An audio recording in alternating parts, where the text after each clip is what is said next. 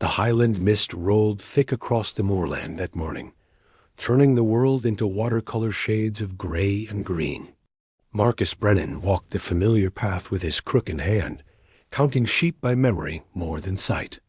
23 years he'd lived in these hills, the last 5 of them alone since Catherine passed.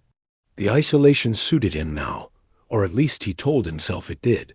His border collie, Finn, trotted ahead, occasionally glancing back to make sure Marcus still followed. The dog knew the routine as well as his master did. Check the northern pasture, count the flock, mend any breaks in the stone walls, return home before dark. Simple, predictable. Safe, Dot, but today, something felt wrong. Finn stopped suddenly. His ears pricked forward, his body rigid. Marcus paused, listening. At first, he heard only the wind sighing through the heather and the distant bleating of sheep. Then another sound emerged, so faint he almost missed it. A whimpering like an injured animal, but with a quality that made the hair on his neck stand up. It was too deliberate, too rhythmic, almost like crying. "What is it, boy?" Marcus whispered, though no one was around to hear. The dog whined and pawed at the ground, unwilling to move forward. Marcus had never seen Finn act this way, not even during the worst storms. Whatever lay ahead had spooked him badly. Marcus pushed on alone, following the sound across a stretch of rocky ground.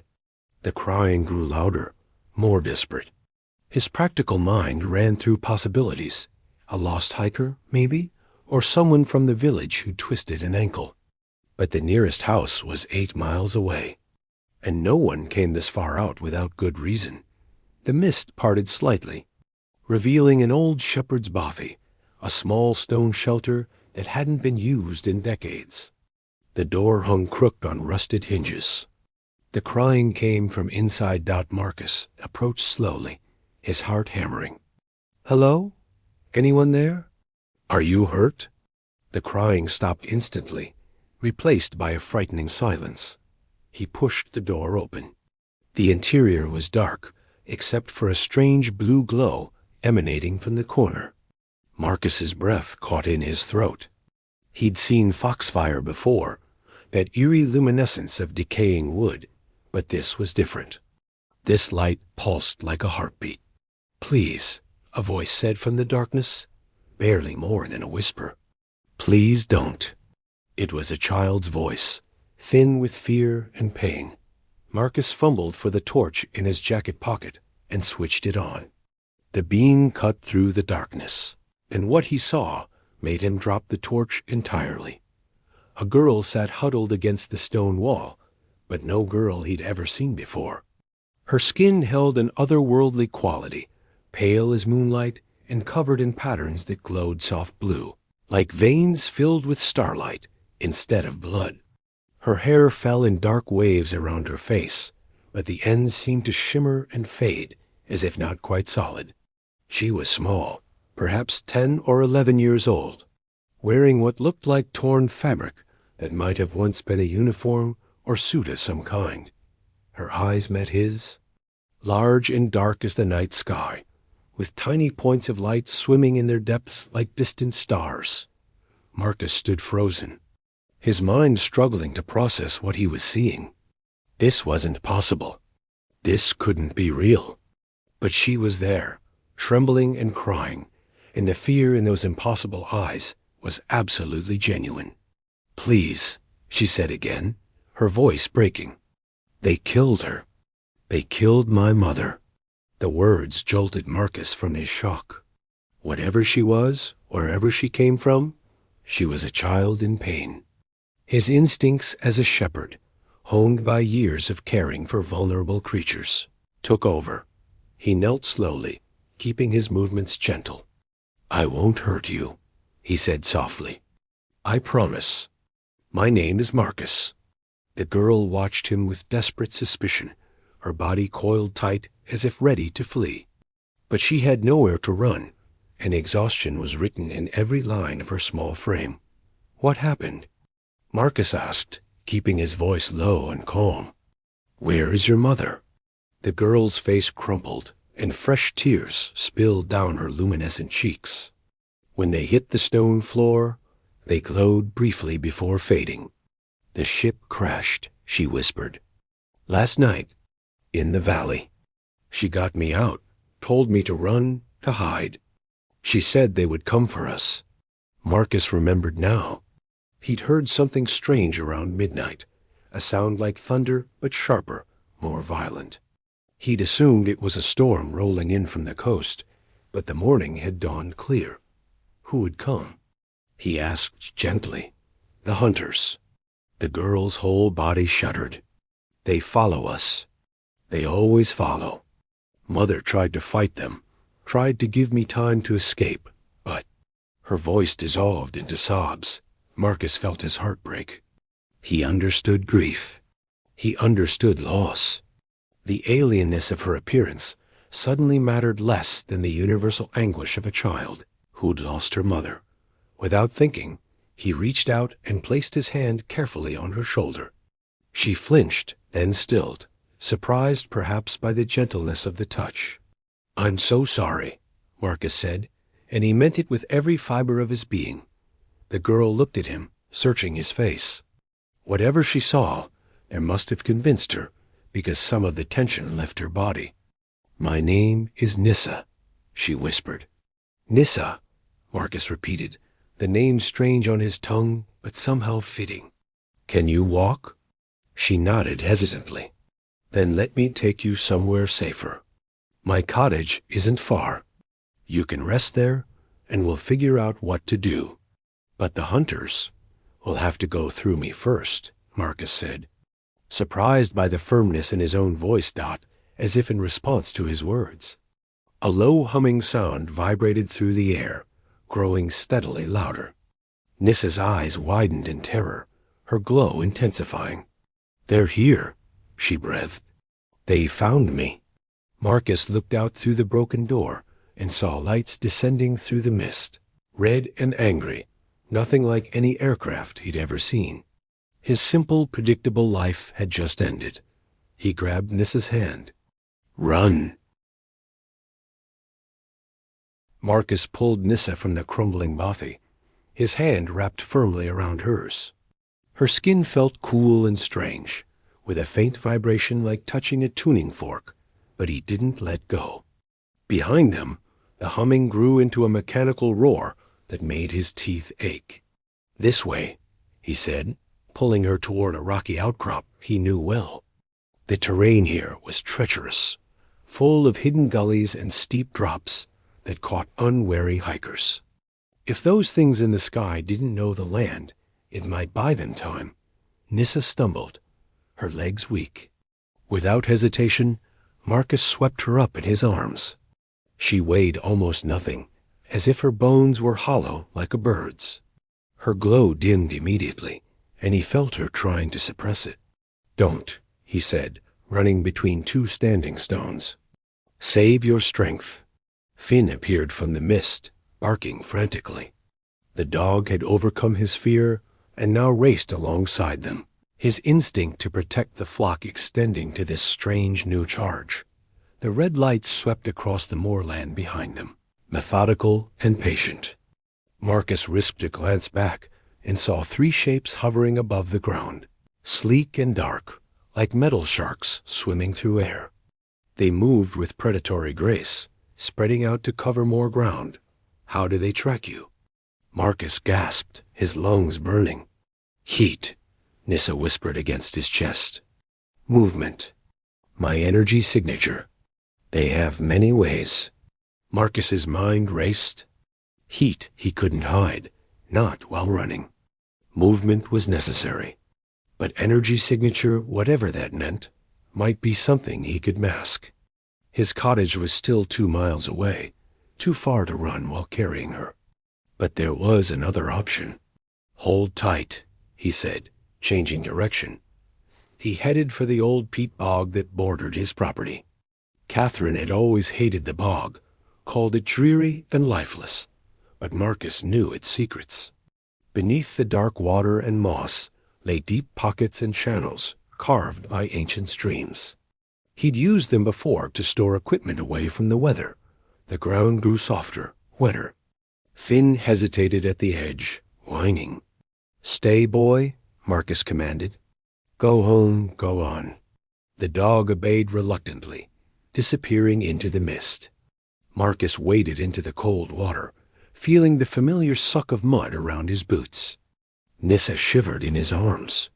"I'm sorry," he murmured, "but we need to hide your signal."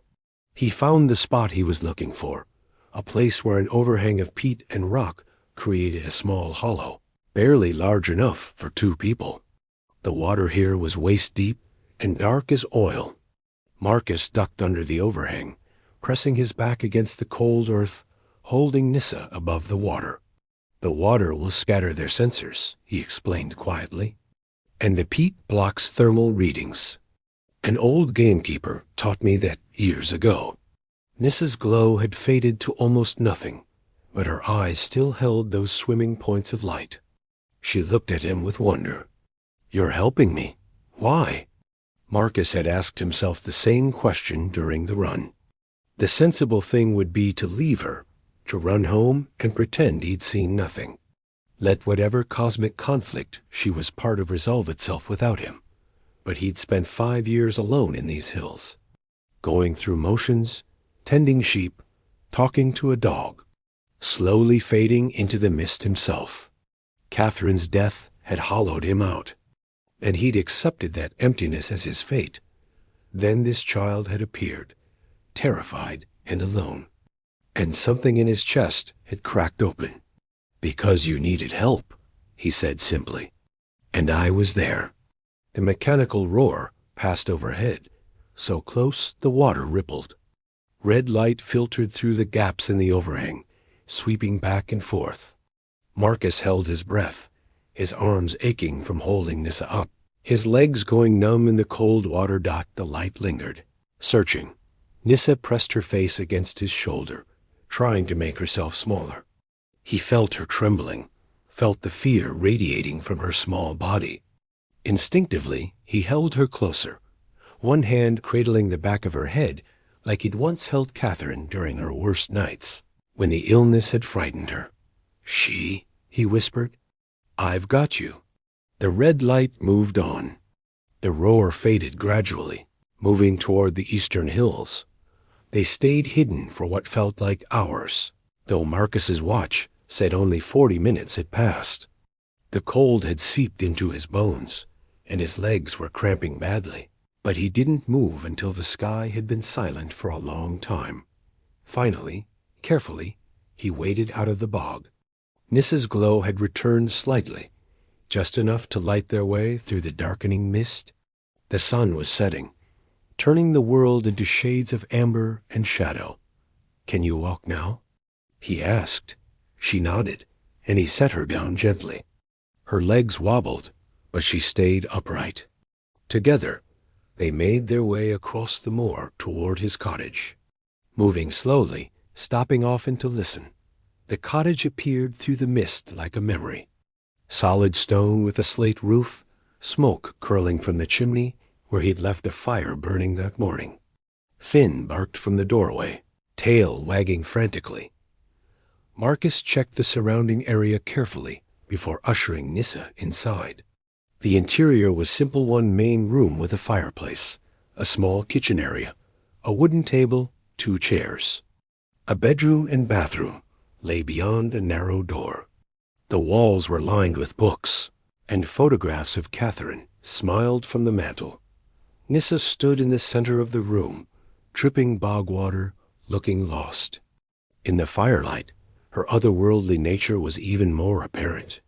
The patterns on her skin shifted and flowed like auroras, trapped beneath ice. "You need dry clothes," Marcus said, practical concerns overriding his wonder. "And food. When did you last eat?" "I don't know," she said softly. "Before the crash.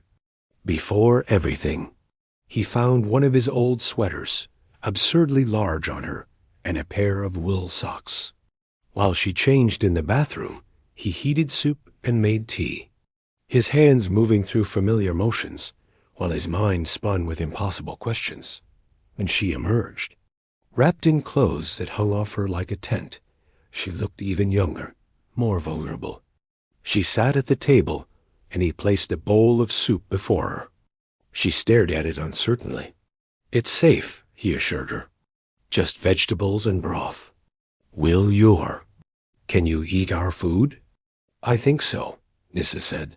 She lifted the spoon carefully and tasted it. Her face brightened. "It's good. Warm." They ate in silence for a while, the only sounds the crackling fire and Finn's soft snoring from his bed. Marcus watched her covertly, still trying to believe this was real. An alien child sitting in his kitchen, eating his soup. The absurdity of it almost made him laugh. "Your mother," he said gently, breaking the silence. "Can you tell me what happened?" Nissa's spoon paused halfway to her mouth. She set it down slowly, her glow flickering with emotion. "We were refugees," she said quietly, "running from the hunters. They destroyed our world, enslaved our people. Mother and I escaped on a damaged ship. We were trying to reach the sanctuary zones, but they followed us across 3 star systems." "Why?" Marcus asked. "Why chase 2 refugees so far?" "Because of what I am," Nissa whispered. She pulled back the sleeve of the sweater, revealing her forearm. The glowing patterns there suddenly rearranged themselves into symbols, complex and beautiful. "I'm a keeper. My people's memories, our history, our knowledge, it's all encoded in my skin. Every keeper carries the essence of our civilization. If they kill me, they erase us completely." Marcus stared at the living library written on her skin. The magnitude of what she carried made his chest tight. "Your mother gave her life to protect all of that." Tears spilled down Nissa's cheeks, glowing briefly. "She gave her life to protect me. She could have run, maybe escaped, but she stayed to fight them, to give me time." Her voice broke. "I felt it when she died. We're connected, all of us, through the memories. I felt her last thought. It was my name." Marcus reached across the table and took her hand, this child who carried the weight of an entire civilization on her small shoulders. "She loved you very much. And now I'm alone," Nissa whispered. "The last keeper. The last one who remembers." "You're not alone," Marcus said firmly. "Not while I'm here." She looked at him with those star-filled eyes, searching for truth in his words. Whatever she found made her squeeze his hand tightly. Outside, the wind picked up, howling across the moor. And somewhere in that darkness, Marcus knew, the hunters were still searching. But for tonight, in this small circle of firelight, a lonely shepherd and the last, keeper of a dying race, found something neither expected. They found they weren't alone anymore. Nissa fell asleep at the table, exhaustion finally claiming her. Marcus carried her to his bed, tucking her under the wool blankets Catherine had made years ago. He would sleep in the chair by the fire, keeping watch as he settled into the worn leather. Finn's head resting on his knee, Marcus looked at the photographs on the mantel. Catherine smiled back at him, forever frozen in happier times. "I think you'd understand," he whispered to her memory, "why I'm doing this." The fire crackled its agreement, and outside, the Scottish night deepened, hiding secrets old and new beneath its starless sky.